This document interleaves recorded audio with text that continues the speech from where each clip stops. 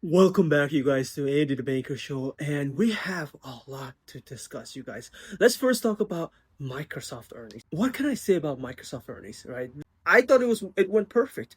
You saw a company, right, a size of freaking Microsoft, which is at 3 trillion. At right now, it's 4 trillion now after earnings, but it's a huge company. That's the point. And the Microsoft Azure is still growing at 39%, you guys. 39%. That is extremely crazy, right? Because I thought Google was crushing it with 32% Google Cloud growth. But when I said 39% growth from Azure, and not only that, Azure is way bigger than Google Cloud, and this company is accelerating in earnings. And then not only the cloud part, essentially almost every single business part of Microsoft is crushing it. And I there's a reason why I believe so. All right. And it has to do with ChatGPT. As more people start utilizing ChatGPT, I am getting more and more bullish on Microsoft because ChatGPT has a function where they remember the user. They remember how, what the previous prompts were. Now, because of that, this requires a lot of memory, a lot of cloud computing, hence where Microsoft Azure comes from, because ChatGPT has their cloud computing with Microsoft Azure. And as ChatGPT gets used more and more, I believe Microsoft is a huge beneficiary of this. Now, because of these moves, I actually ended up selling out of some of my companies. For example, I ended up selling out of United Healthcare, put the money into Microsoft. I ended up selling out of PopMart stock, ended up putting that money into Microsoft again, because I only believe that we are in the early stages of AI. I believe there's way more AI to be had, and holy moly, like this earnings that Microsoft had, it is crazy. It makes total sense why the company is trading at a 39 PE ratio. Now, with that being said, this has been my biggest earner, you guys. Now, am I buying a lot more Microsoft? I'm buying Microsoft, but there's still other companies I want to buy as well. Another one would be Google. Now, for the longest time, you guys, I've been bullish on Google since April when it was at lows of 140. Now, Google trades around a $200 range. Damn, that I had made so much profit on Google stock, and it was one of my toughest stocks to hold, you guys. It was tough because as being a public stock investor, for the whole month from April to July, I constantly got questioned. I constantly got berated on people asking me, "Hey Andy, why would you invest in a company that is gonna get their Google search business destroyed? Why would you invest in a company that has lawsuits?" Well, it's because when I looked at the earnings of Google, they still kept on making more money. And not only that, the main question, which is Google search kept on being way more, like it just kept on growing. And right now, Google search is growing at double digits, you guys. That is incredible. It's one of the reasons why I continue to invest in the stock and why I still believe I want to buy more of Google. Because even at $200, the company is trading around a 21 PE ratio. And that to me is like so freaking valuable. And I want to buy more of Google stock. Now, another stock that's in question right now is Chipotle. All right, Chipotle is currently at a 52-week low. It's not looking so good, right? It's around the $41, $42 range. And here's the issue that's happening with Chipotle. And that it's not just Chipotle.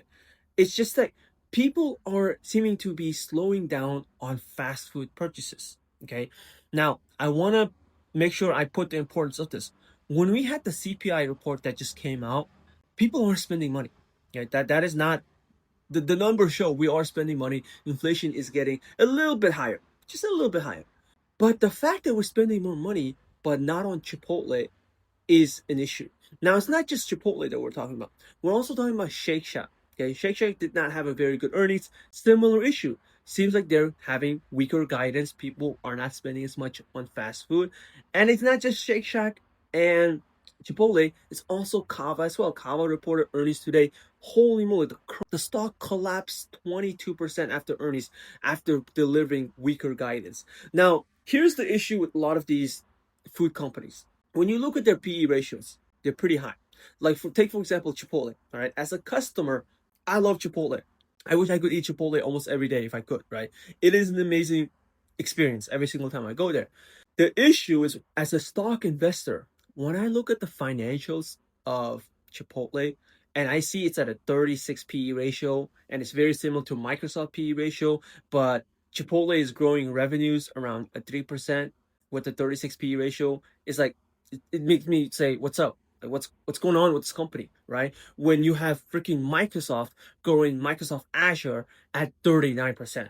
So you see where the math doesn't math. It's like if I had a choice to put my money into Chipotle or Microsoft, why would I not put it in Microsoft? Like they have a business that's accelerating while Chipotle has a business that is deaccelerating, right? Now, I believe that at this current moment in time, the food industry is just not going through the best time. Okay, they're just happen to be having to go through a slump at this moment in time. But if I had to put my money, I am putting my money in big tech right now just because of I still believe we're in the early stages of AI, and so far it's been playing out amazingly. Now, the other companies in my portfolio is Costco stock, and Costco stock.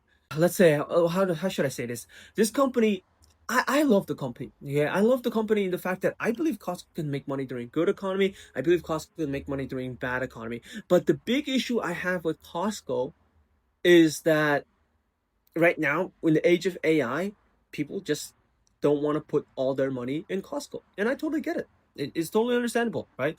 With that being said, I am still buying more and more Costco because this is not a company that I'm going to be investing for 5 years.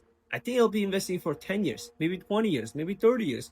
Because the reason why I just love Costco, they have a reoccurring business model, right? Their business model, which is making money off memberships, has a high retention rate. I believe it's like more than 90% of people that sign up for a Costco membership re-sign for another Costco membership. And not only that, you guys, right? Not only that this is a business I do believe can make money even during a bad time. Because even if you were to lose your job, I believe you will still shop at Costco because you want to save money, and that's where the cheapest margins are at the lowest margins are at. So as a customer, it's where I gravitate towards, and as a result, it's one of my biggest core positions. Now, there are so many other companies that we have to give an update on, okay? I sold out of United Healthcare stock, not because I think it's a bad company, you guys.